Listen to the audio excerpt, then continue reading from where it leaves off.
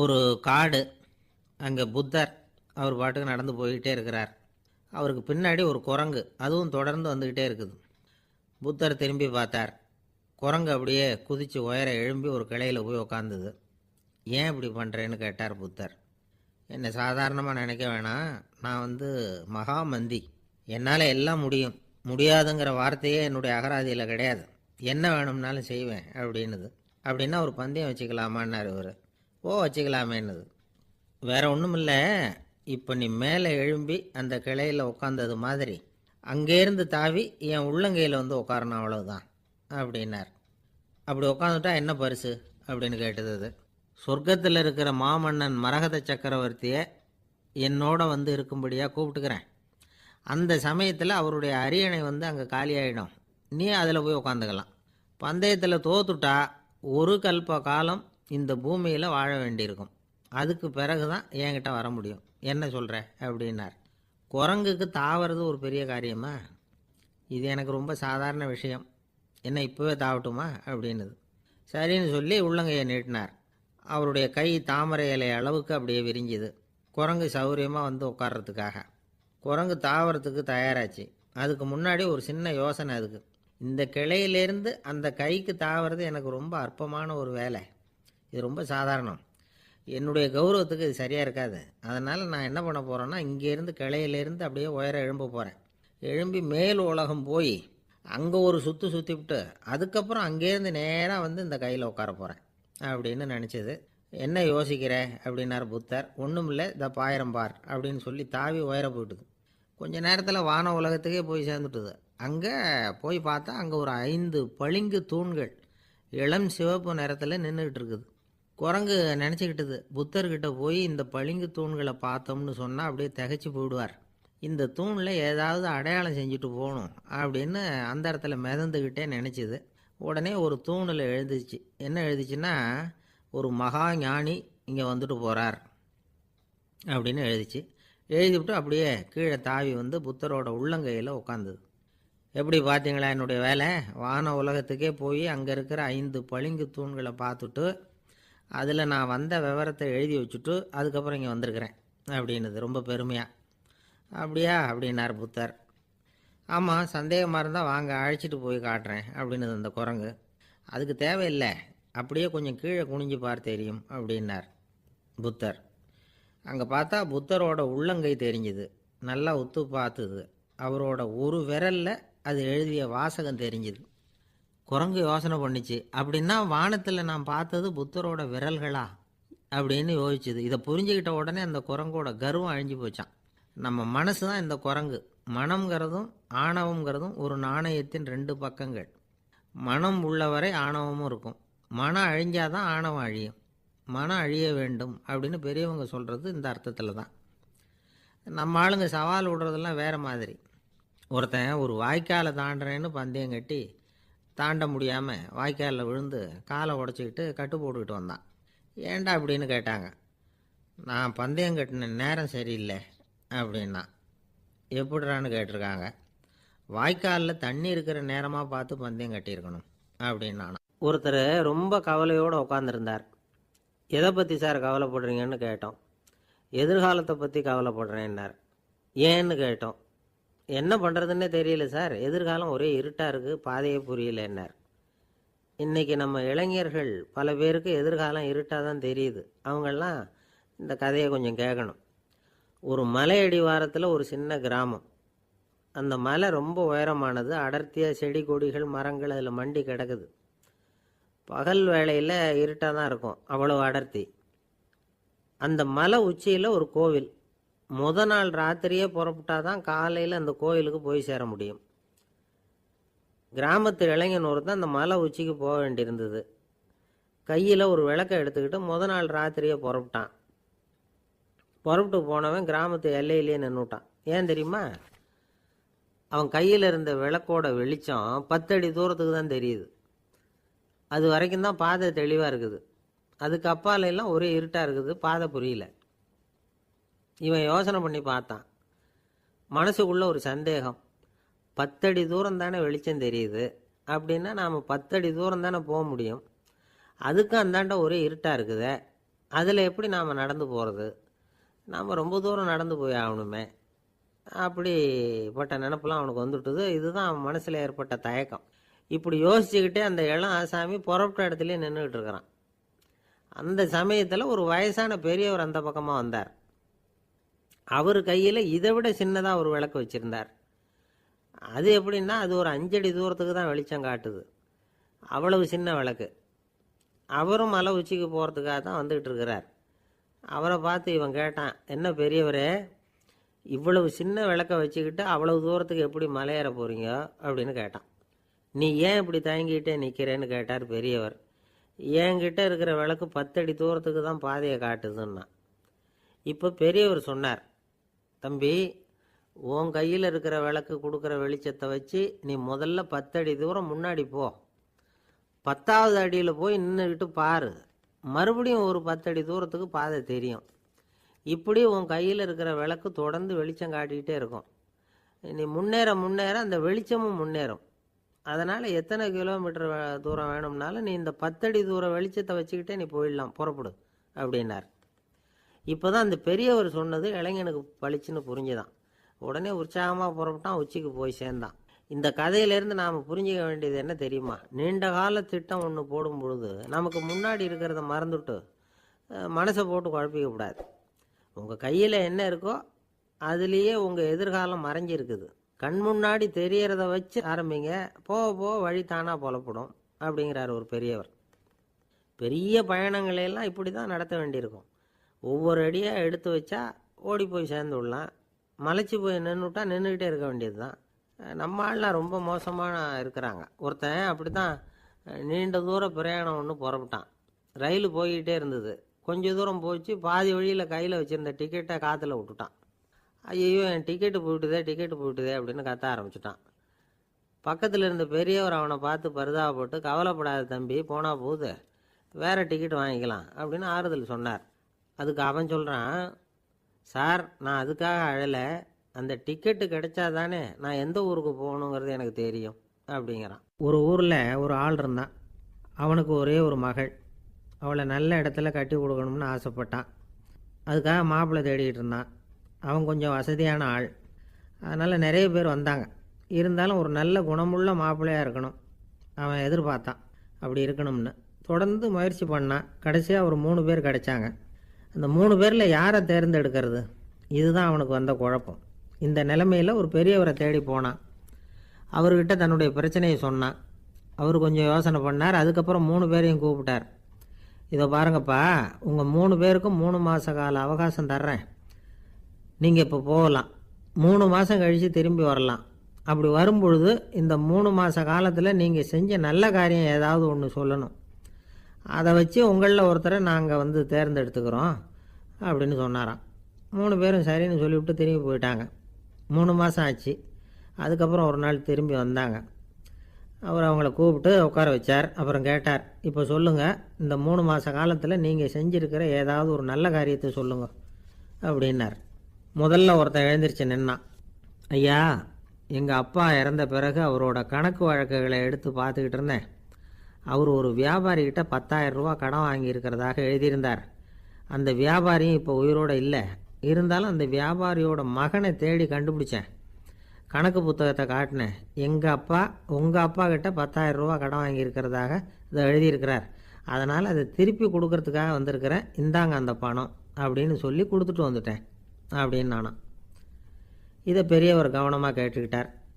அதுக்கப்புறம் 2வது இளைஞன் எழுந்திரிச்சான். ஐயா, நான் போன மாதம் ஒரு நாள் ராத்திரி வேளையில் ஒரு காட்டுப்பாதை வழியாக எங்கள் ஊருக்கு போய்கிட்டு இருந்தேன். அந்த சமயத்தில் அந்த வழியாக வந்துக்கிட்டு இருந்த ஒரு வழிப்போக்கர்கிட்ட 4-5 திருடர்கள் வம்பு வளர்த்து அவர்கிட்ட இருந்த பொருளை எல்லாம் கொள்ளையடிச்சிக்கிட்டு இருந்தாங்க. நான் உடனே ஒரு குச்சியை எடுத்துகிட்டு ஓடினேன். அந்த திருடர்களை அடித்து விரட்டினேன். பொருளையெல்லாம் மீட்டு அந்த வழிப்போக்கர்கிட்ட ஒப்படைச்சேன். அவரை பத்திரமா அழைச்சிக்கிட்டு போய் அவர் வீட்டில் விட்டுட்டு வந்தேன் அப்படின்னு நானும். இதையும் பெரியவர் கவனமாக கேட்டுக்கிட்டார். அடுத்தபடியாக 3வது இளைஞன் எழுந்திரிச்சான். ஐயா, போன மாதம் ஒரு நாள் நான் ஒரு மலைப்பாதை வழியாக போய்கிட்டு இருந்தேன். மலைப்பாதை விளிம்பில் ஒரு மதகு கட்டை, அது மேலே ஒரு ஆள் படுத்து தூங்கிட்டு இருந்தான். அந்த பக்கம் தவறி உருண்டு விழுந்திருந்தான்னா அதில் பாதாளம். அது மலையடி வாரத்தில் போய் தான் விழணும். அவ்வளவு பள்ளம். அது தெரியாமல் அவன் பாட்டுக்கு தூங்கிட்டு இருந்தான். நான் உடனே அவன்கிட்ட ஓடி போய் குனிஞ்சு அவன் முகத்தை பார்த்தேன். அப்போ தான் புரிஞ்சுது, அவன் ஏற்கனவே எனக்கு தெரியும். அவனை எனக்கு நிறைய கெடுதல் பண்ணியிருக்கிறான், இடைஞ்சல் கொடுத்தவன். இருந்தாலும் ஐயோ பாவம்னு நினச்சி அவனை எழுப்பி பாதுகாப்பாக வேற ஒரு இடத்துல படுக்க வச்சுட்டு வந்தேன் அப்படின்னு நானாம். பெரியவர் இதையும் கேட்டுக்கிட்டார். அதுக்கப்புறம் அவங்க 3 பேரையும் பார்த்து, நீங்கள் போகலாம், நாங்கள் யோசித்து முடிவு பண்ணி உங்களுக்கு சொல்லி அனுப்புகிறோம் அப்படின்னாராம். அந்த இளைஞர்கள் புறப்பட்டு போயிட்டாங்க. அதுக்கப்புறம் அந்த பெண்ணோட அப்பாவை பார்த்து சொன்னார், இந்த 3 பேருமே நல்ல பிள்ளைங்க தான், அதில் ஒன்றும் சந்தேகம் இல்லை. இருந்தாலும் இந்த 3 பேர் செஞ்ச செயல்களையும் ஒப்பிட்டு பார்க்க வேண்டியிருக்கு. முதல் இளைஞன் நேர்மைக்கு எடுத்துக்காட்டாக விளங்குறான். இந்த காலத்தில் இது மாதிரி இளைஞர்களை பார்க்குறது ரொம்ப கஷ்டம்தான். இருந்தாலும் அவன் கடமையை தான் செஞ்சான். 2வது இளைஞன் நல்ல வீரன், தைரியசாலி. ஒரு வீரன் எதை செய்யணுமோ அதைத்தான் இவன் செஞ்சான். இவன் ஒரு லட்சிய மனிதன். 3வது இளைஞன் தன்னுடைய பகைவனுக்கே உதவி செஞ்சுருக்கான். அவன் உயிரை காப்பாற்றியிருக்கிறான்.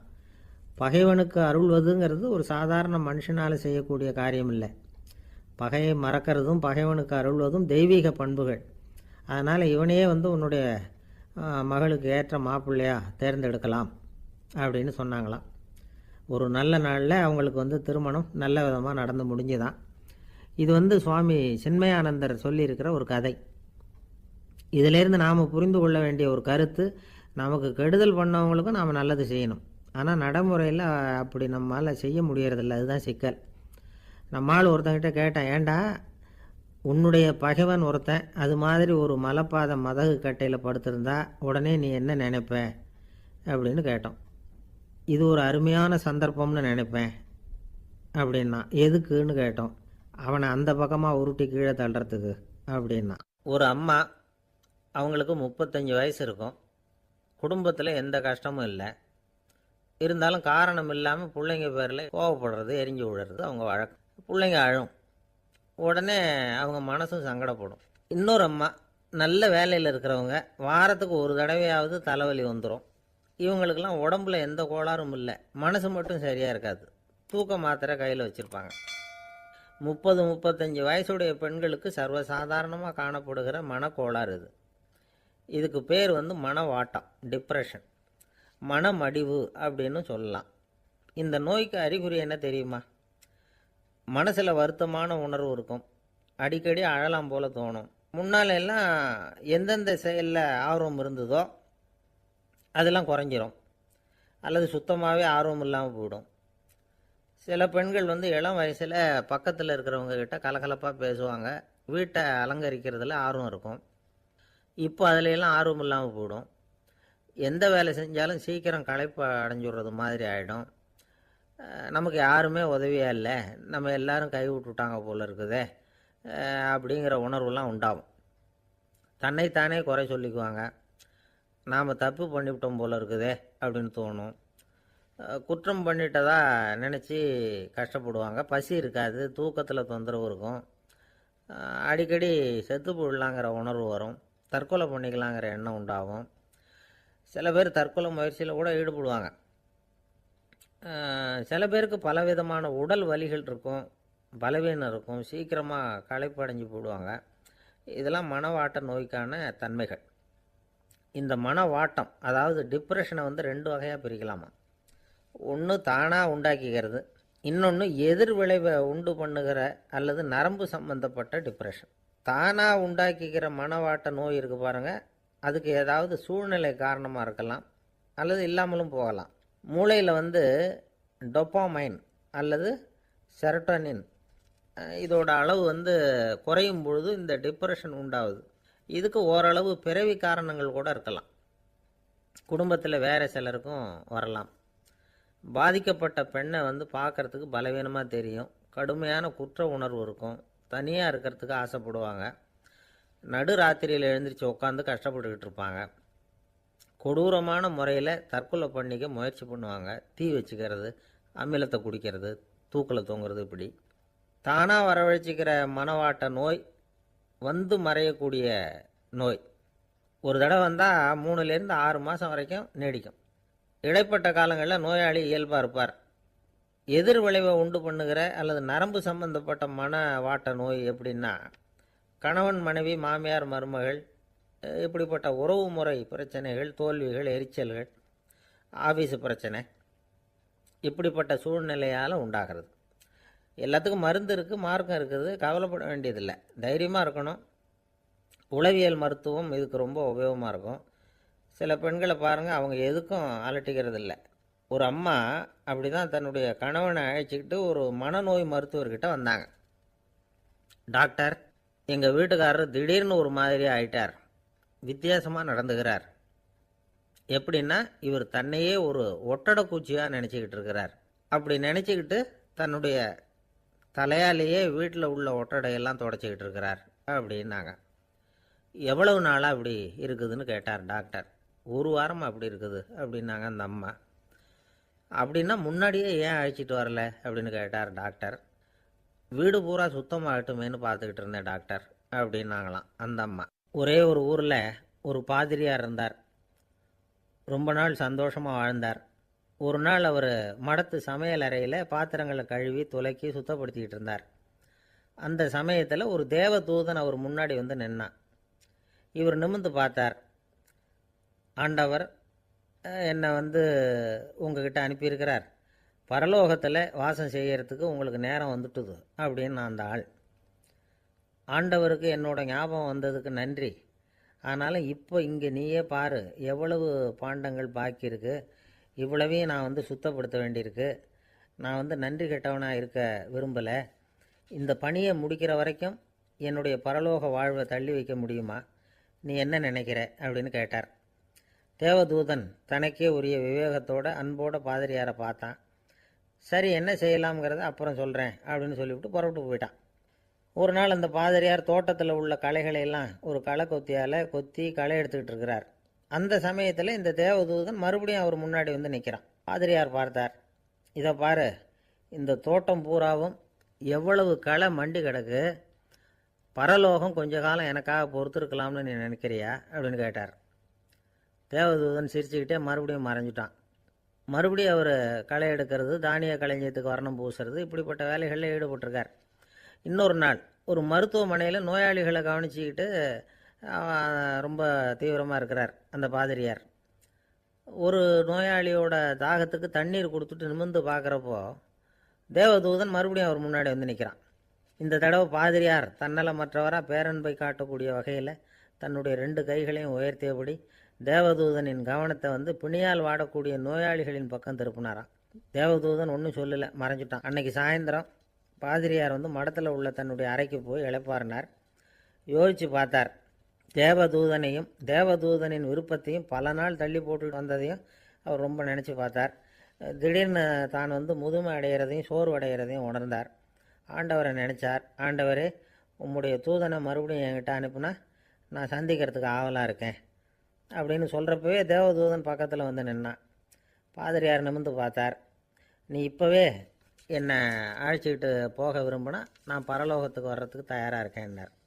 தேவதூதன் அந்த பாதிரியாரை அன்போடவும் விவேகத்தோடவும் பார்த்து, நீங்கள் என் கூட பரலோகத்துக்கு வர்ற தயாராக இருக்கிறதா சொல்கிறீங்க, ஆனால் நீங்கள் இது வரைக்கும் வேறு எங்கே இருந்ததா நினைக்கிறீங்க அப்படின்னானா. அப்படின்னா இது வரைக்கும் இருந்த இடம்தான் பரலோகம் அப்படிங்கிறத உணர்த்தியிருக்கிறான். பரலோகம்னா என்னென்னு புரிஞ்சுக்கிறதுக்கு இந்த சம்பவம் நமக்கு உதவியாக இருக்குது. தொண்டு செய்கிறத விட பெரிய செயல் வேறு எதுவும் இருக்க முடியாது. அது நம்ம மனசுக்கு கொடுக்குற சுகத்தை வேறு எதுவும் கொடுக்க முடியாது. நாம் தொண்டு செய்கிற இடம் தான் அந்த புண்ணிய இடம். ஆனால் இந்த காலத்துல எல்லாம் நாம் தொண்டு செய்யணும்னு நினச்சி ஏதாவது ஆரம்பித்தா கூட அதை ஒரு மாதிரியாக சுற்றி நின்று வேடிக்கை பார்க்க ஆரம்பிச்சிடுறாங்க. ஒரு பெரியவர் அப்படித்தான் ஒரு தொண்டு செஞ்சுக்கிட்டு இருந்தார். ஒரு கோவில் கட்டிக்கிட்டு இருந்தாங்க. அதில் ஒரு இடத்துல ஒரு பலகையை வச்சு ஆணி அடிக்கிற வேலையை செஞ்சுக்கிட்டு இருந்தார் அந்த பெரியவர். ஒரு சின்ன பையன் அதை ரொம்ப ஊக்கமாக அக்கறையாக கவனிச்சிக்கிட்டு இருந்தான். பெரியவர் இதை கவனித்தார். என்னப்பா பார்க்குற, உனக்கும் இது மாதிரி தொண்டு செய்யணும்னு ஆசையாக இருக்கா அப்படின்னு கேட்டார். அதுக்கு அந்த பையன் சொல்கிறான், அப்படி இல்லைங்க, நீங்கள் ஆணி அடிக்கிறப்போ கையில் சுத்தியால் அடிச்சுக்கிட்டா எப்படி துடிப்பீங்க, எப்படி கத்துவீங்கன்னு தெரிஞ்சுக்கிறதுக்காக அதை பார்க்கணும்னு ஆசை, அதுக்காக தான் காத்துக்கிட்டு இருக்கேன் அப்படின்னு நானும். ஒரு ஊரில் ஒரு ஞானி இருக்கிறார். ரொம்ப பெரிய ஞானி, ரொம்ப வயசாகிட்டுது. கடைசி காலத்தில் அவர்கிட்ட சில பேர் வந்தாங்க. உங்கள் குரு யார் அப்படின்னு கேட்டாங்க. அவர் நிமிர்ந்து பார்த்தார். எனக்கு ஆயிரக்கணக்கான குருமார்கள் உண்டு, அவங்க பேரெல்லாம் சொல்லணும்னா இந்த காலம் பத்தாது. ஆனால் முக்கியமான ஒரு 3 பேரை பற்றி மட்டும் உங்களுக்கு சொல்கிறேன் அப்படின்னாராம். அப்புறம் சொன்னார், அந்த 3 பேரில் ஒருத்தன் ஒரு திருடன். ஒரு சமயம் ஒரு பாலைவனம் வழியாக நான் போய்கிட்டு இருந்தேன். அப்போது வழி தவறி போய் ஒரு கிராமத்துக்கு போயிட்டேன். அது இருட்டு நேரம், நடு ராத்திரி, ஊரே உறங்கி போச்சு. அந்த நேரத்தில் ஒரு ஆள் மட்டும் ஒரு வீட்டு சுவத்தில் ஏதோ பண்ணி உள்ளே நுழையிறதுக்கு முயற்சி பண்ணிகிட்ருக்கிறான். அவங்கிட்ட போய் நான் இன்றைக்கி இங்கே எங்கே தங்க முடியும் அப்படின்னு கேட்டேன். அதுக்கு அவன், இந்த ராத்திரி வேளையில் அது ரொம்ப சிரமம், ஒரு திருடனோட உங்களால் தங்க முடியும்னா நீங்கள் என்னோட தங்கலாம் அப்படின்னா. நான் அவங்க கூட 1 மாதம் தங்கியிருந்தேன். ஒவ்வொரு நாள் ராத்திரியும் இப்போ நான் என்னுடைய வேலைக்கு போகிறேன், நீங்கள் ஓய்வு எடுத்துக்கோங்க அப்படின்னு சொல்லிவிட்டு போவான். அவன் திரும்பி வந்த உடனே உனக்கு ஏதாவது கிடச்சிதான்னு நான் கேட்பேன். அதுக்கு அவன், இன்றைக்கி ராத்திரி ஒன்றும் இல்லை, நாளைக்கு மறுபடியும் முயற்சி பண்ணுவேன் அப்படின்பா. எப்பவும் அவன் நம்பிக்கை இழந்ததே கிடையாது, எப்பவும் சந்தோஷமாகவே இருப்பான். நானும் ரொம்ப காலமாக தியானம் பண்ணிக்கிட்டே இருந்தேன், ஒன்றுமே நடக்கலை. ஆனால் நான் என்ன பண்ணேன் தெரியுமா, மனசு வருத்தப்படும், நம்பிக்கை இழந்துருவேன். அப்போல்லாம் அந்த திருடனுடைய விடாமுயற்சி தான் ஞாபகத்துக்கு வரும். அதனால் அந்த திருடன் எனக்கு ஒரு குரு. என்னுடைய 2வது குரு யாருன்னா அது ஒரு நாய். இது எப்படின்னா, ஒரு சமயம் எனக்கு ரொம்ப தாகமாக இருந்தது. ஒரு நதியை நோக்கி போய்கிட்டு இருந்தேன். அப்போ ஒரு நாயும் வந்தது. அதுக்கும் தாகம். ஓடி வந்து ஆற்றை பார்த்தது. அதோட நிழல் வந்து ஆற்றுல தெரிஞ்சுது. அதை பார்த்ததும் பயந்துட்டுது. அதாவது அது தன்னுடைய சொந்த உருவத்தையே கண்டு பயந்தது. அதை பார்த்து குறைக்குது, திரும்பி ஓடிச்சு. ஆனால் அதுக்கு தாகம் அதிகமாக இருந்ததுனால அது மறுபடியும் திரும்பி வந்தது. பார்த்தா மறுபடியும் தண்ணியில் நாயோட உருவம் தெரியுது. இப்படி சில தடவை பண்ணிச்சு. இருந்தாலும் கடைசியில் தண்ணியில் குதிச்சுட்டுது துணிஞ்சி. இப்படி குதித்த உடனே அதோட உருவமும் மறைஞ்சுட்டுது. இதை பார்த்தேன். நான் என்ன புரிஞ்சுக்கிட்டேன்னா, எவ்வளவு தான் பயம் இருந்தால் கூட ஒருத்தன் தைரியமாக காரியத்தில் இறங்கணும் அப்படிங்கிறத புரிஞ்சுக்கிட்டேன். இந்த போதனை அந்த நாய்கிட்ட இருந்து எனக்கு கிடைச்சிது. இது ஒன்று. அடுத்தது என்னுடைய 3வது குரு யாருன்னா அது ஒரு சின்ன குழந்தை. நான் ஒரு சமயம் ஒரு நகரத்துக்கு போனேன். அங்கே ஒரு குழந்தை எரிகிற மெழுகுவத்தி ஒன்று எடுத்துக்கிட்டு வந்தது.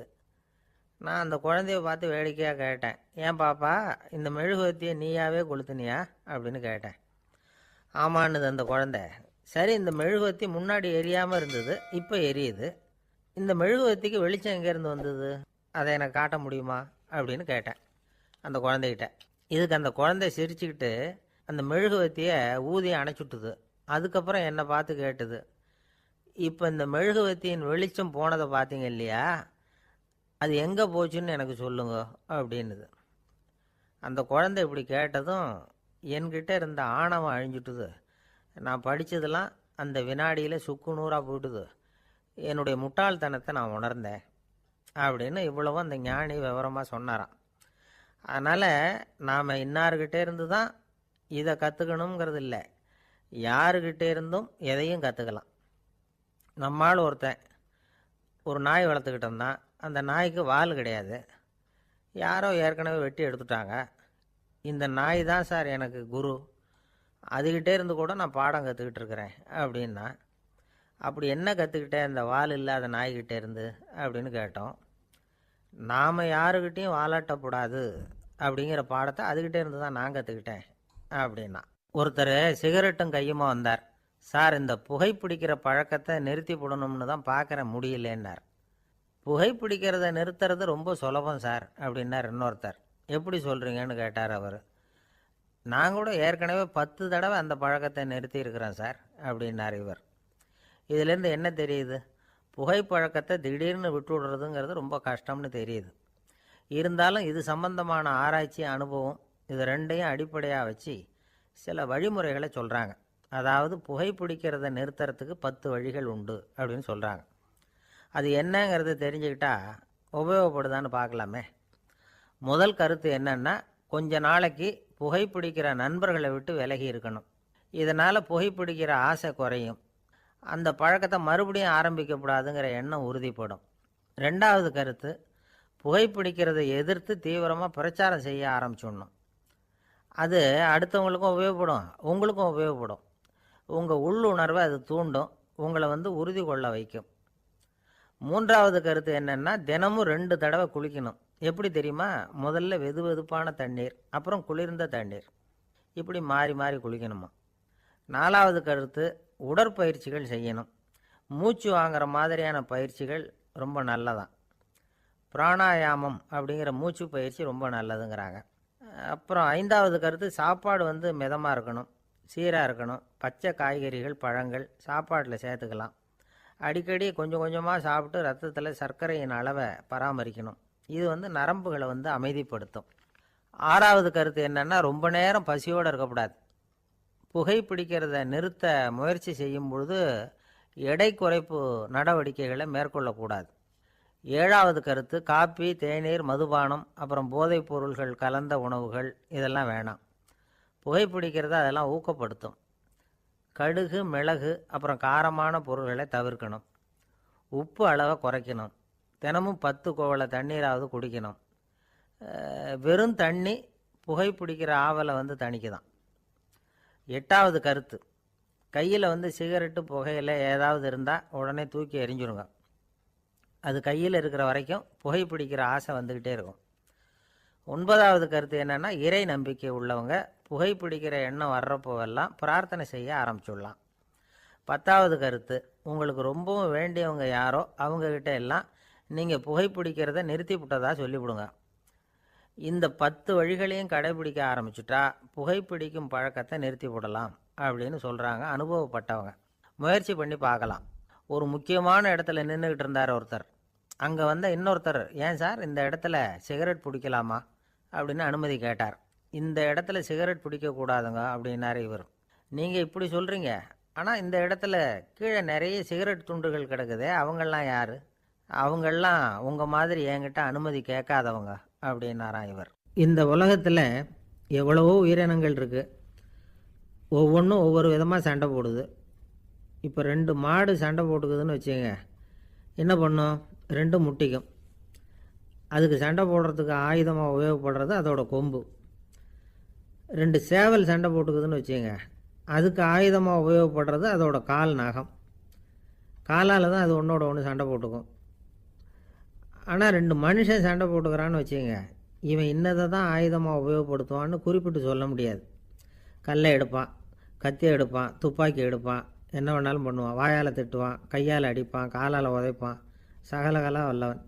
விலங்குகள்லாம் பொதுவாக வாயை சாப்பிட்றதுக்கு மட்டும்தான் உபயோகப்படுத்துது. ஆனால் இவனுக்கு சாப்பிட்றதுக்கும் அதுதான், சாப்பிட்டு விட்டு திட்டுறதுக்கும் அதுதான். ஆனால் ஒரு விஷயத்தில் மட்டும் கெட்டிக்கிறேன். அதாவது நாம் சண்டை போட்டுக்கிட்டாலும் பரவாயில்லை, கோழிகள் சண்டை போடாமல் இருக்கணும் அப்படின்னு ஆசைப்படுறான். எதுக்காக? கோழிகள் சண்டை போடாமல் இருந்தால் நிறைய முட்டைகள் போடுமா, அதுக்காக தான் இந்த அக்கறை. கோழி பண்ணை வச்சுருக்கிறவங்களுக்கு இது ஒரு பெரிய பிரச்சனை. அதாவது பண்ணையில் இருக்கிற கோழிகளுக்குள்ளே அடிக்கடி சண்டை வந்துடும். அதனால் முட்டை உற்பத்தி குறைஞ்சிரும். சரி, இதுக்கு என்ன பண்ணுறது? பண்ணையில் போய் உட்காந்துக்கிட்டு தினமும் பஞ்சாயத்து பேசிகிட்டு இருக்க முடியுமா? அமெரிக்காவில் கோழி பண்ணை வச்சுருக்கிற ஒருத்தர் இதை பற்றி யோசனை பண்ணி பார்த்தாராம். ஒரு வழியையும் கண்டுபிடிச்சிருக்கார். கோழிக்கெல்லாம் மூக்கு கண்ணாடி மாட்டி விட்டுட்டோம்னா அது சண்டை போடுற குணம் குறைஞ்சிரும், முட்டை அதிகமாகிடும். அந்த கண்ணாடியில் உள்ள லென்ஸு சிவப்பு நிறத்தில் இருக்கணும், அவ்வளவுதான் அப்படின்னு அவர் கண்டுபிடிச்சாராம். இது ஏற்கனவே நடைமுறையில் கண்டுபிடிக்கப்பட்ட ஒரு விஷயம். ஆனால் எல்லா கோழிக்கும் சிவப்பு மூக்கு கண்ணாடி எப்படி மாட்டி விடுறது? அப்படியே மாட்டி விட்டாலும் அது நழுவாமல் இருக்கணுமே. இப்போ நாமெல்லாம் நடு விரலால் மூக்கு கண்ணாடி நடுவில் தொட்டு அப்படி ஸ்டைலாக சரி பண்ணிக்கிறோம். அது மாதிரி கோழி எப்படி சரி பண்ணிக்கும்? இதுதான் பிரச்சனை. இதுக்கு அவர் என்ன வழி கண்டுபிடிச்சாருன்னா, கோழிக்கெல்லாம் மூக்கு கண்ணாடிக்கு பதிலாக விழியொட்டு வில்லைகள், கான்டாக்ட் லென்ஸ், அதை பொருத்தி விட்டா என்ன அப்படின்னு யோசனை பண்ணார். அதே மாதிரி பண்ணார். அதே மாதிரி செஞ்சு பார்த்தார், வெற்றி. அதுக்கப்புறம் கோழியெல்லாம் சண்டை போட்டுக்கலையாம், சமாதான பிரியர்கள் ஆகிட்டு தான். கோழிகளுக்கு இயல்பாகவே சண்டை போடுற குணம் உண்டு. ஆனால் அதோட கண்ணுக்கு பார்க்குற பொருள்லாம் ரோஜா நிறத்துலையோ அல்லது இன்னும் சொல்லப்போனால் அழுத்தமான சிவப்பு நிறத்துலையோ தெரிஞ்சதுன்னா சண்டை போடுற குணம் குறைஞ்சிருதான். அந்த சமயத்தில் அது அதிகமாகவும் முட்டையிட ஆரம்பிச்சுடுதான். அதே நேரத்தில் இறை எடுக்கிறத கூட குறைச்சிக்குதான். இது ஏன் இப்படி பண்ணுதுங்கிறது விஞ்ஞானிகளுக்கு இன்னமும் புரியலையா. எப்படியோ அமெரிக்க கோழிகள்லாம் கான்டாக்ட் லென்ஸ் பொருத்திக்க ஆரம்பித்தாச்சு. கோழி கழுத்தை பிடிச்சிக்கிட்டு ஒரு சில வினாடிகளில் அதை பொருத்தி விட்றாங்களாம். கோழியோட ஆயுள் பூரா அது அப்படியே இருக்குமா. பண்ணையில் முட்டை உற்பத்தி குறைஞ்சா இது மாதிரி விஞ்ஞானபூர்வமாக பரிகாரம் தேடுறது தான் நல்லது. நமக்கு வேண்டியப்பட்ட ஒருத்தர் அவர் ஒரு கோழி பண்ணை வச்சுருந்தார். அந்த பண்ணையில் பாதி கோழி திடீர்னு செத்து போச்சு. உடனே ஒரு கால்நடை மருத்துவர்கிட்ட போக வேண்டியது தானே. அங்கே போகல. உள்ளூரில் மந்திரம் பண்ணிகிட்டு இருந்த ஒரு சாமியார்கிட்ட போனார். அவர் காலில் விழுந்தார். சாமி, என் பண்ணையில் பாதி கோழி செத்து போட்டுதுன்னார். சாமியார் யோசனை பண்ணார். சரி, பண்ணையில் வாசப்படி கிழக்கு பக்கமாக வச்சுருக்கியா மேற்கு பக்கமாக வச்சுருக்கியான்னு கேட்டார். கிழக்கு பக்கமாக இருக்குன்னார் அவர். அதுதான் தப்பு, மேற்கு பக்கமாக அதை மாற்று சரியாக போடும்னாராம். அதே போல் இவர் போய் மாற்றிவிட்டார். அப்பவும் பாதி செத்து போச்சு. மறுபடியும் வந்து சொன்னார், சாமி மறுபடியும் பாதி கோழி செத்து போட்டுதேன்னார். சரி, கூரை எப்படி போட்டிருக்க, ஓடு போட்டிருக்கியா இல்லை கீத்து போட்டிருக்கியான்னார்.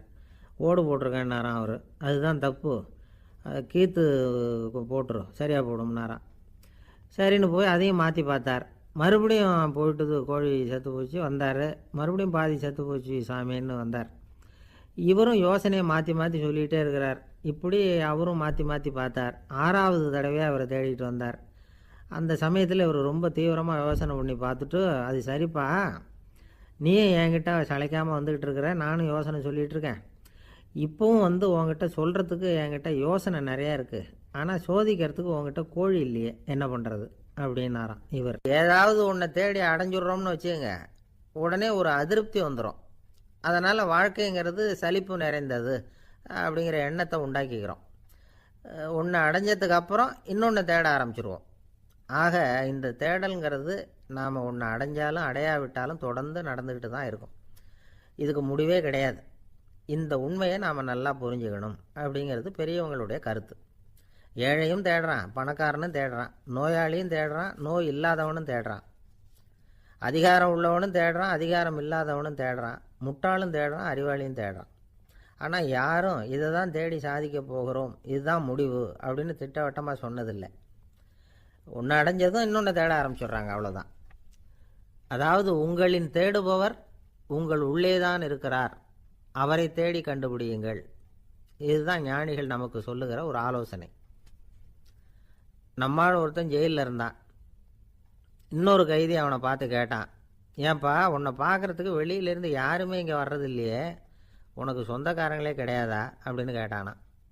ஏன் இல்லை, எனக்கு சொந்தக்காரங்க நிறைய பேர் உண்டு, அவங்க என்னை பார்க்க வராததுக்கு காரணம் வேற அப்படின்ட்டுருக்கான் இவன். என்ன காரணம்னு கேட்டான் அவன். அதுக்கு இவன் சொன்னானான், அதுக்கு என்ன காரணம்னா அவங்க எல்லாரும் இங்கே உள்ளேயே இருக்கிறாங்க அப்படின்னானா. ஒரு சீன தேசத்து அரசர் இருந்தார். அவருக்கு வயசாயிட்டுது. அவருக்கு அடுத்தபடியாக அவருடைய புள்ள பட்டத்துக்கு வரணும், ஆட்சி பொறுப்பை ஏற்றுக்கணும். ஒரு நல்ல தலைவனுக்கு இருக்க வேண்டிய பண்புகள்லாம் தன்னுடைய மகனுக்கு இருக்கணும்னு விரும்பினார் அந்த அரசர்.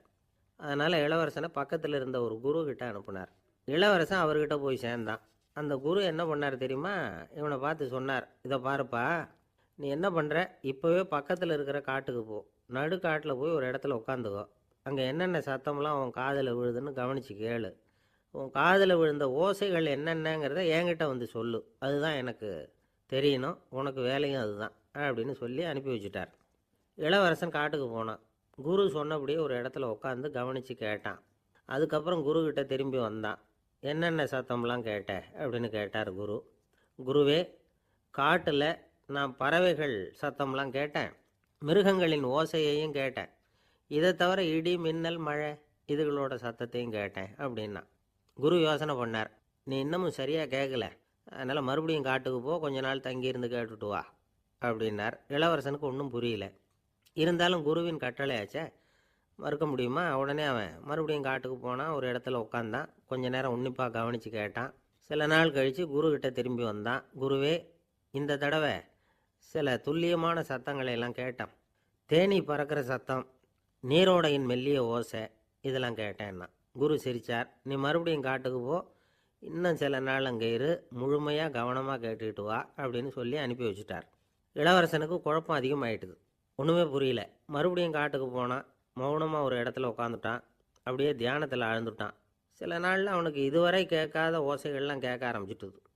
இதைத்தான் நான் கேட்கணும்னு என்னுடைய குரு எதிர்பார்த்துருக்கிறாருங்கிறத புரிஞ்சுக்கிட்டான். உடனே குருக்கிட்ட ஓடனான். குருவே, இந்த தடவை காதுகளுக்கு கேட்க முடியாத சில ஓசைகளை கூட என்னால் உணர முடிஞ்சுது. பூ மலருகிற ஓசை, சூரியனால் பூமி சூடாகிறப்போ எழுகிற ஓசை, காலை பனித்துளி இந்த புல்லுலாம் குடிக்கிற ஓசை, இது எல்லாம் என்னால் நல்லா கேட்க முடிஞ்சுது அப்படின்னா. குருவுக்கு இப்போ தான் திருப்தி ஏற்பட்டு தான். இளவரசனை பார்த்து சொன்னார், இதை பாருப்பா, இப்போ தான் நாட்டை ஆளுகிற தகுதி உனக்கு வந்திருக்குது அப்படின்னு சொல்லி அதுக்கு விளக்கமும் கொடுத்தாராம். எந்த அரசன் தன்னுடைய மக்களின் இதயம் பேசுகிற மௌன மொழியை மௌன வார்த்தைகளை கேட்குறானோ அவன்தான் ஆள தகுதி உள்ளவன். எந்த அரசன் தன்னுடைய மக்களின் உணர்ச்சிகளை உண்மையாக உணர்றானோ அவன்தான் முதன்மையான அரசன். போலி வார்த்தைகளை மட்டும் கேட்டுட்டு பல மௌன ராகங்களை காதில் வாங்கிக்காதவன் அரசனே இல்லை.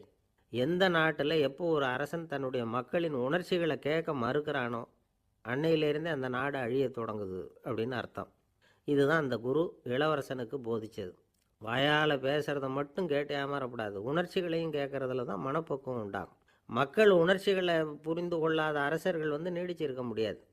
அது மாதிரி நாடுகளில் அடிக்கடி குழப்பம் தான் உண்டாகும். அப்படி இருந்தால் அடிக்கடி ஆட்சி மாறிக்கிட்டு இருக்கும்.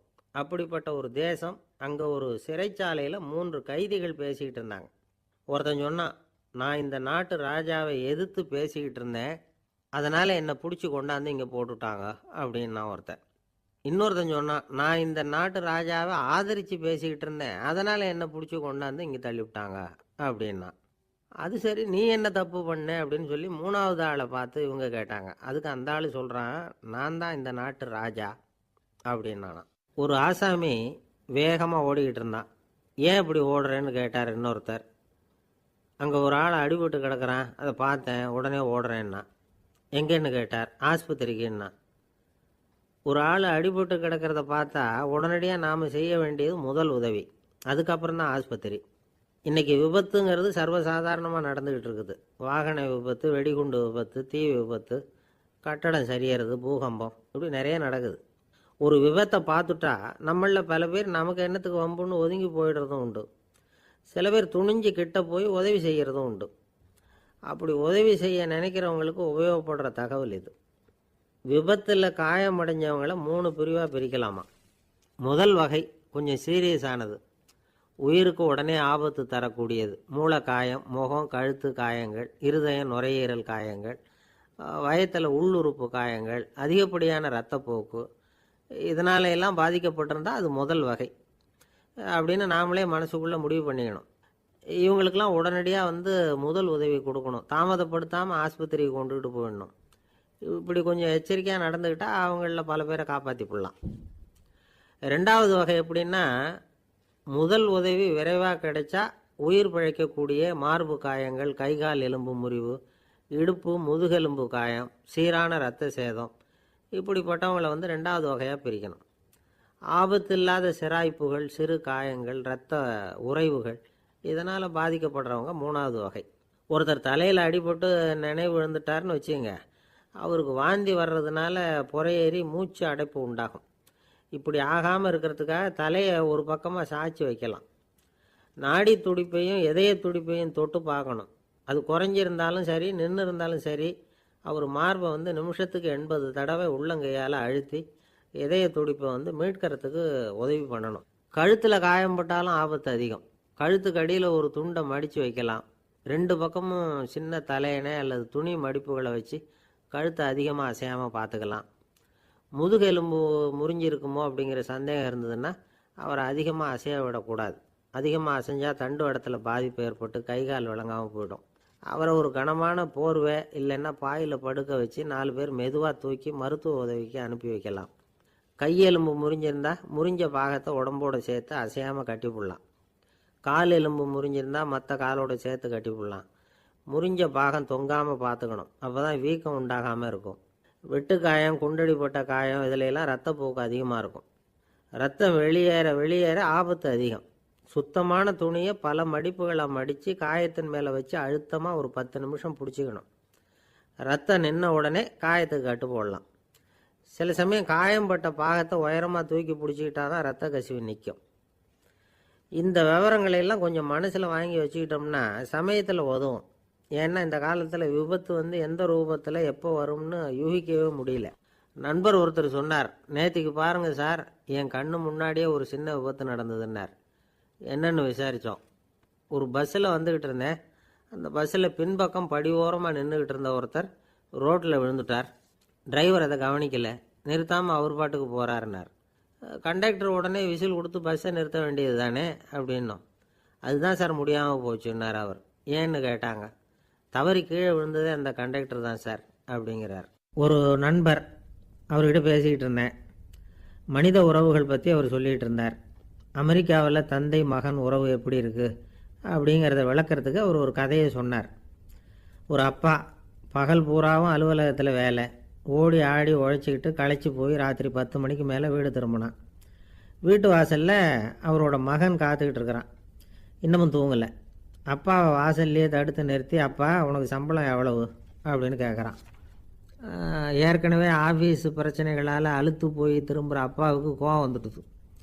என்னடா இப்படிலாம் கேளுன்னு உங்கள் அம்மா உனக்கு சொல்லி கொடுத்தாளா அப்படின்னு சொல்லிவிட்டு உள்ளே போய் சட்டையை கட்டி மாட்டி விட்டு குளிச்சு விட்டு மறுபடியும் வெளியில் வந்து உடையை மாற்றுகிற சமயம் அப்போ மறுபடியும் மகன் உள்ளே வந்து நிற்கிறான் அவர் முன்னாடியே. அப்பா உனக்கு எவ்வளவு சம்பளங்கிறான் மறுபடியும். அப்பாவுக்கு எரிச்சல் அதிகமாகிட்டுது. மணிக்கு $20 போதுமா அப்படின்னார். அப்படின்னா எனக்கு ஒரு $10 தர முடியுமான்னா மகன். இதுக்கு தான் என் சம்பளம் எவ்வளவுன்னு கேட்டியா? 2ஆம் வகுப்பு படிக்கிற உனக்கு எதுக்குடா $10 அப்படின்னு கத்திவிட்டு தொலைக்காட்சி பெட்டியின் முன்னாடி போய் உட்காந்துக்கிட்டு ஏதோ நிகழ்ச்சியை பார்க்க ஆரம்பிச்சிட்டார். கொஞ்ச நேரம் கழித்து மறுபடியும் மகன் வந்து நிற்கிறான். அப்பா ப்ளீஸ் எனக்கு ஒரு $10 கொடுக்க முடியுமா? மகனுடைய கண்களில் கண்ணீர். என்னடா அவன் கண்ணீரை காட்டி காரியம் சாதிக்கலாம்னு பார்க்குறியா? ஒரு காசு கூட கொடுக்க மாட்டான் போ அப்படின்னு விரட்டி விட்டான்.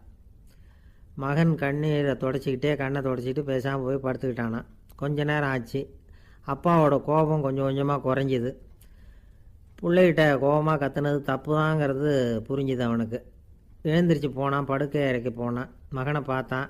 அவன் தலையணையை கட்டி பிடிச்சிக்கிட்டு அழுதுகிட்டு இருக்கிறான். அவனை மெல்ல நெருங்கி அவங்ககிட்ட எதமாக பேசுகிறதுக்கு ஆரம்பித்தானான். எதுக்குடா உனக்கு $10 பள்ளிக்கூடத்தில் கேட்டாங்களா அப்படின்னு கேட்டானான். மகன் சொல்லியிருக்கான், இல்லை டாடி, உனக்கு 1 மணி நேரம் சம்பளம் $20ன்னு சொன்னேன். நீ ஏற்கனவே எனக்கு கொடுத்த பாக்கெட் மணி $10 என்கிட்ட இருக்குது. இப்போ நீ இன்னொரு $10 கொடுத்தீங்கன்னா அதையும் சேர்த்து $20 ஆகிடும். அந்த $20 நான் உனக்கு கொடுத்துருவேன். அப்படி கொடுத்தா நீ என் கூட 1 மணி நேரம் செலவழிப்ப இல்லையா? அதுக்காக தான் $10 கேட்டேன் அப்படின்னு சொன்னானான். அந்த அப்பா கண்ணு கலங்கி போச்சான். ஆதரவோடு தன்னுடைய மகனை கட்டி பிடிச்சி அழ ஆரம்பிச்சிட்டாராம். இதுதான் நண்பர் சொன்ன கதை.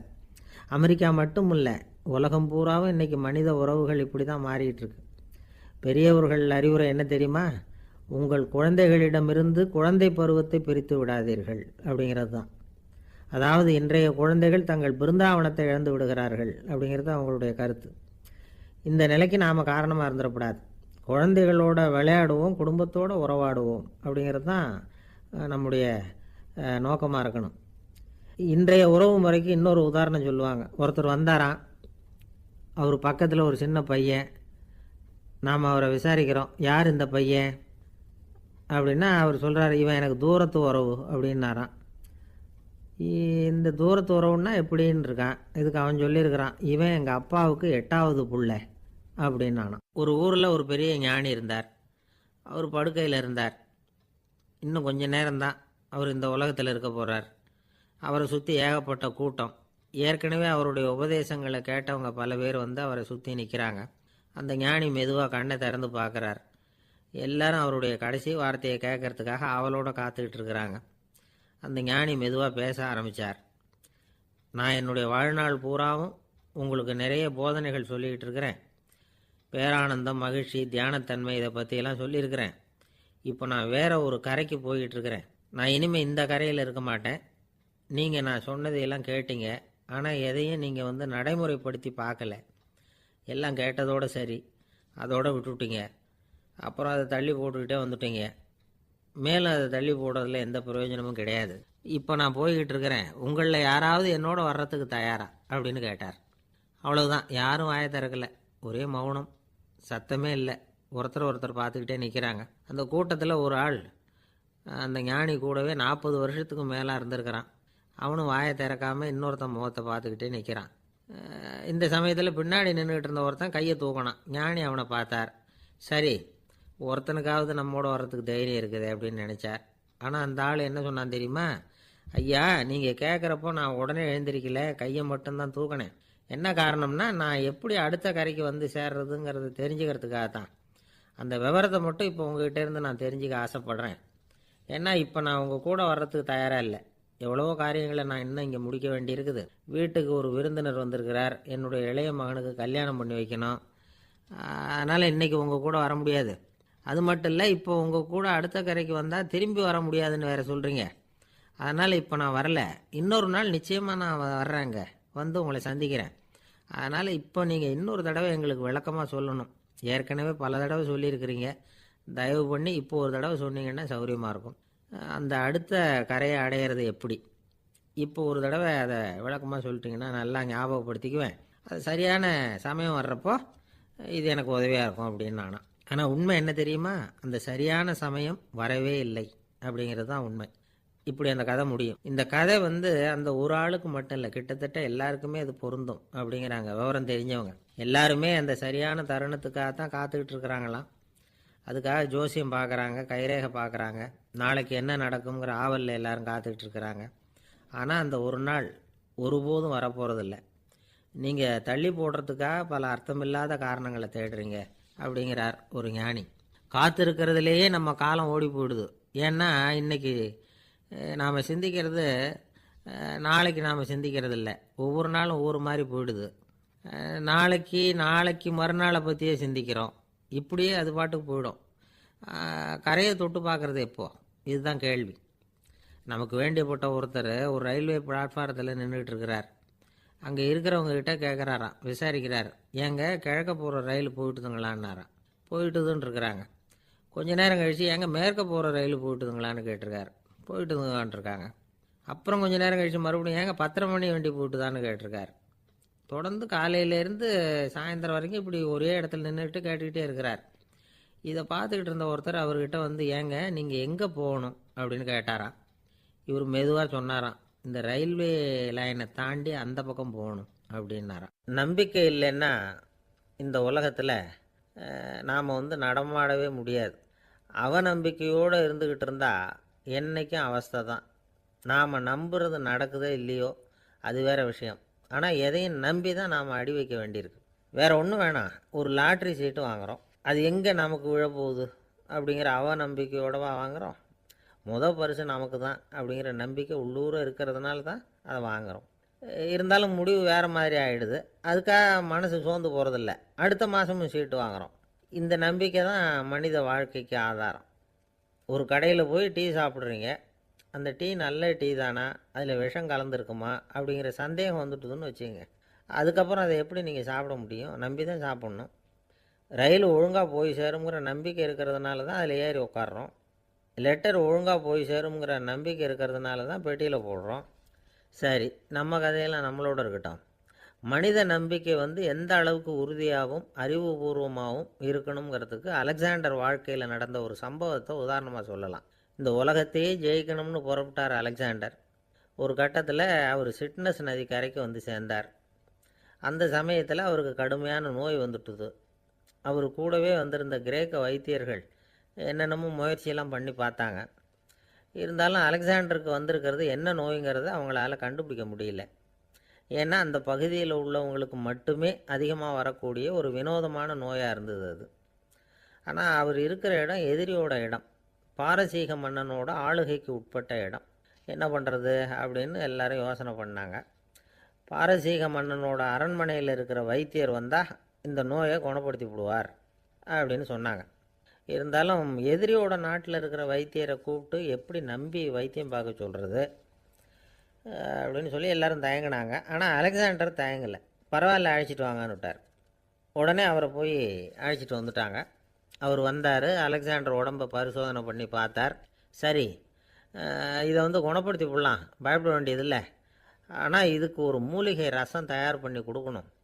நான் போய் அதை தயார் பண்ணிவிட்டு 2 நாளில் திரும்பி வந்துடுறேன் அப்படின்னு சொல்லிவிட்டு போனார் அந்த வைத்தியர்.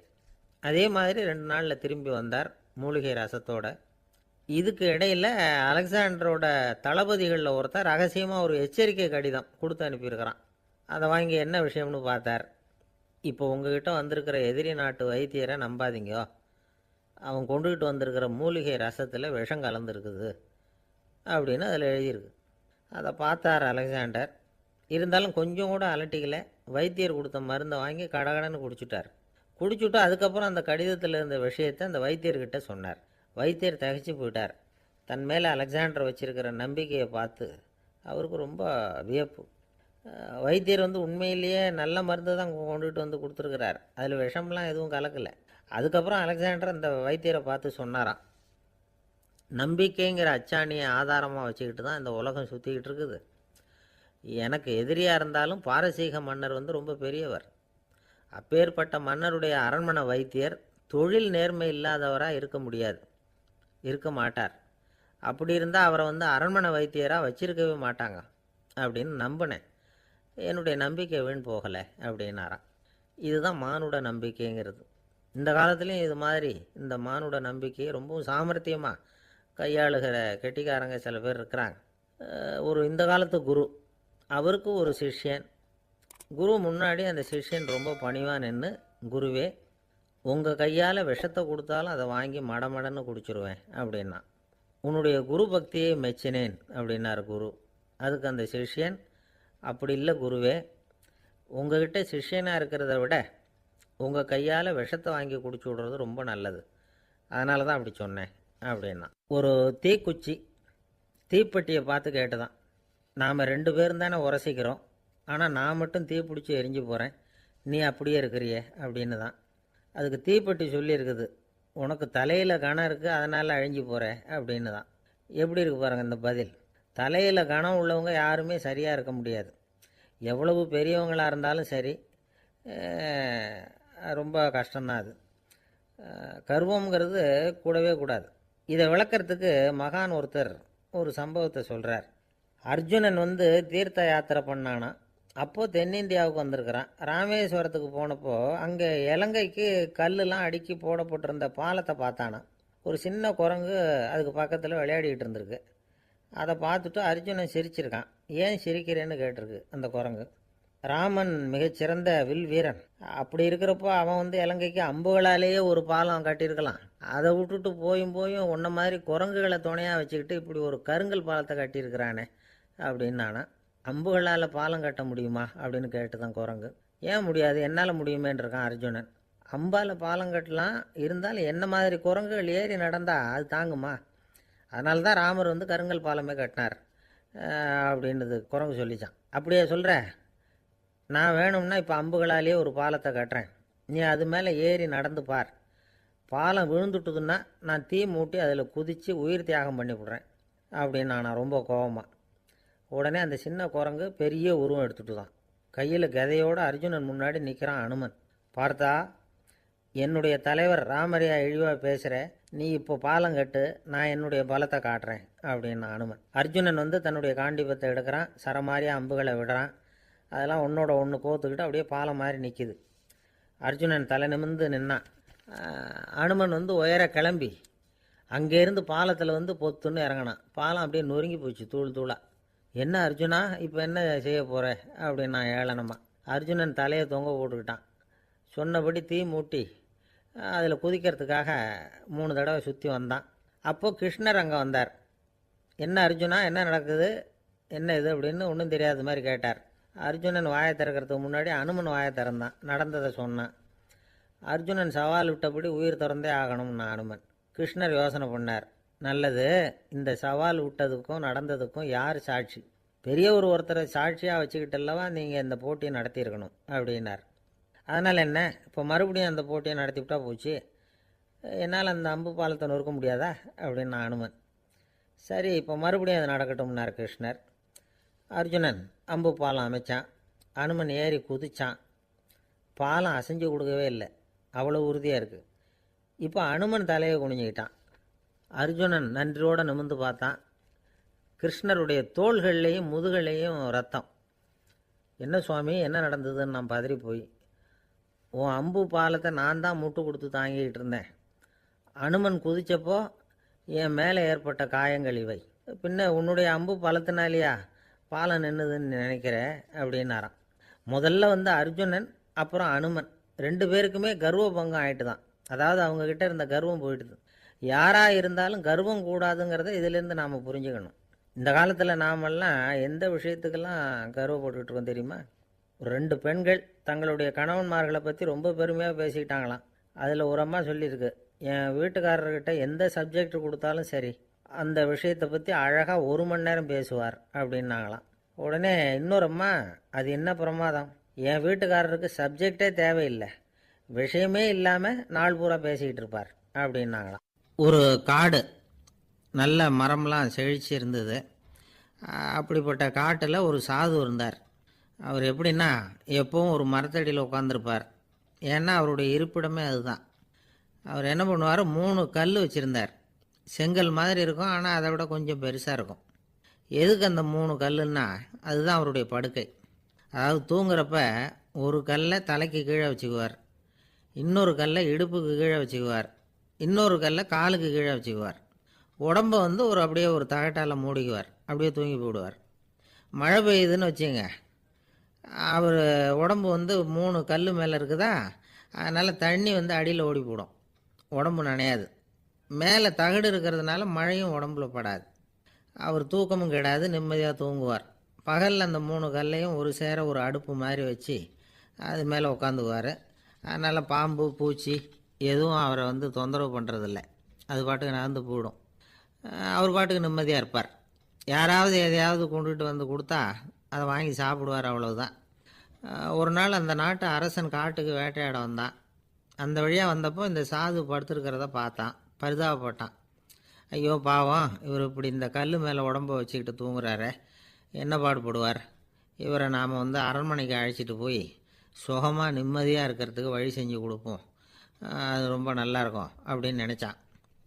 அப்படி நினச்சிக்கிட்டே அரண்மனைக்கு வந்துட்டான். அதுக்கப்புறம் ஒரு பல்லக்கையும் 2 சேவகர்களையும் காட்டுக்கு அனுப்பி அந்த சாதுவை மெதுவாக இங்கே அழைச்சிட்டு வந்துடுங்க அப்படின்னு சொல்லி அனுப்பி வச்சான். இவங்க போய் அவர்கிட்ட விவரத்தை சொன்னாங்க. எனக்கு என்னத்துக்கு அரண்மனை வாசம் அப்படின்னார். இருந்தாலும் மன்னர் உத்தரவு, நீங்கள் அவசியம் வரணும் அப்படின்னாங்க இவங்க. சரின்னு சொல்லிவிட்டு வேறு வழி இல்லாமல் புறப்பட்டார். புறப்படும் பொழுது என்ன பண்ணார்னா, மறக்காமல் அந்த 3 கல் ஒரு தகடு அதையும் எடுத்து பல்லக்கில் வச்சுக்கிட்டார். என்னத்துக்கு இதையெல்லாம் எடுத்து வைக்கிறாரு அப்படின்னு சொல்லி அவங்க யோசனை பண்ணாங்க. இருந்தாலும் அதை பற்றி ஒன்றும் கேட்கல. பேசாமல் அவரை அழைச்சிட்டு போய் அரண்மனையில் விட்டுட்டாங்க. அரசன் ஓடி வந்தான், வரவேற்றான், அறுசுவை உணவு படைத்தான். அவர் படுக்கிறதுக்கு தங்க கட்டில், பட்டு மெத்தை, இப்படி எல்லாம் ஏற்பாடு பண்ணி வச்சான். இங்கே படுத்து ஓய்வு எடுத்துக்குங்க அப்படின்னு சொல்லிவிட்டு அவன் பாட்டு போயிட்டான். மறுநாள் காலையில் வந்து பார்க்குறான், சாது படுத்துருக்கிறார். எப்படி தெரியுமா, அந்த பட்டு மெத்தை மேலே 3 கல்லையும் வச்சு வழக்கம் போலவே அது மேலே படுத்துருக்கிறார், அதுக்கு மேலே தகடு. அரசன் பார்த்துட்டு அதிர்ச்சி ஆயிட்டான். என்ன சுவாமி இப்படி அப்படின்னா, சாது சொன்னார், எனக்கு வந்து தேவையும் இல்லை குறையும் இல்லை, எல்லா இடத்துலையும் எனக்கு ஒரே மகிழ்ச்சி தான் அப்படின்னார். மகிழ்ச்சிங்கிறது தங்க கட்டிலேயோ பட்டு மெத்தையிலேயோ இல்லை, அது வந்து மனசில் இருக்கிற ஒரு விஷயம். உண்மையான மகிழ்ச்சிக்கு வழி வந்து மனப்பக்குவம் அப்படிங்கிறது அந்த அரசனுக்கு புரிஞ்சுதான். இந்த காலத்தில் ஒரு சாமியார், அவரை தேடி ஒரு சீடன் வந்தான். என்னாச்சு தெரியுமா, சுவாமி எனக்கு நிம்மதி வேணும், அதுக்கு என்ன வழின்னு கேட்டான். சாமியார் நிமிர்ந்து பார்த்தார். அப்புறம் சொன்னார், நீ ஏகப்பட்ட பேர்கிட்ட கடன் வாங்கியிருக்கிற, அதையெல்லாம் திருப்பி கொடுத்தா தான் உனக்கு நிம்மதி கிடைக்கும்னார். இவனுக்கு ஆச்சரியம். அது எப்படி சாமி, அவ்வளவு கரெக்டாக நான் கடன் வாங்கினதை கண்டுபிடிச்சிங்க அப்படின்னா, உனக்கு கடன் கொடுத்து சாமியாராக போனதே நான் தான்ப்பா, அதனால தான் இந்த கதிக்கு வந்தேன், என்கிட்டயே வந்து நிம்மதிக்கு வழி கேட்குறியே, அதுதான்டா வேதனை அப்படின்னாராம் அவர். ஒரு குரு, இளம் சீடர்கள் எதிரில் உட்காந்துருக்கிறாங்க. குரு பாடம் நடத்திக்கிட்டு இருக்கிறார். சீடர்களுக்கு ஒரு ஆசை, அதாவது ஒரு முக்கியமான மந்திரத்தை நம்ம குருநாதர்கிட்ட இருந்து கற்றுக்கணும் அப்படிங்கிறது அவங்க ஆசை. அது என்ன மந்திரம்னா, இறந்தவரை உயிர்ப்பிக்கக்கூடிய புனித மந்திரம், அதாவது செத்தவங்களுக்கு மீண்டும் உயிர் உண்டாக்குகிற மந்திரம். குருவே தயவு பண்ணி அந்த மந்திரத்தை எங்களுக்கு உபதேசிக்கணும் அப்படின்னு கேட்டாங்க. அது ரொம்ப ஆபத்தானது, அது என்னத்துக்கு உங்களுக்கு வேண்டாமேன்னாராம் குரு. எங்களுடைய நம்பிக்கை வந்து உறுதிப்படுறதுக்காகத்தான் கேட்குறோம், வேற ஒன்றும் இல்லை அப்படின்னாங்களாம் சீடர்கள். பக்குவப்படாத அறிவுங்கிறது ரொம்ப ஆபத்தானது அப்படின்னாராம் குரு. இது சீடர்களுக்கு புரியல. அது எப்படிங்க பக்குவப்படாத அறிவு ஆபத்தானதுன்னு சொல்கிறீங்க, அப்படின்னா என்ன அப்படின்னு கேட்டிருக்காங்க சீடர்கள். குரு அதுக்கு விளக்கம் கொடுத்தாராம். அந்த மந்திரத்தை எப்போ பயன்படுத்தணுங்கிறது முக்கியம், அதை அறியக்கூடிய ஞானம் ஏற்படுகிற வரைக்கும் அதை தெரிஞ்சுக்காமல் இருக்கிறது தான் நல்லது, இல்லைன்னா ஆபத்துன்னாராம். ஆனால் அந்த சீடர்கள் அதை கேட்குற மாதிரி இல்லை, ரொம்ப பிடிவாதம் பண்ண ஆரம்பிச்சிட்டாங்க. சரி வாங்க சொல்கிறேன்னார் குரு. எல்லாரும் வந்தாங்க. அந்த புனித மந்திரத்தை அவங்களுக்கு ரகசியமாக உபதேசம் பண்ணார். உபதேசம் பண்ணி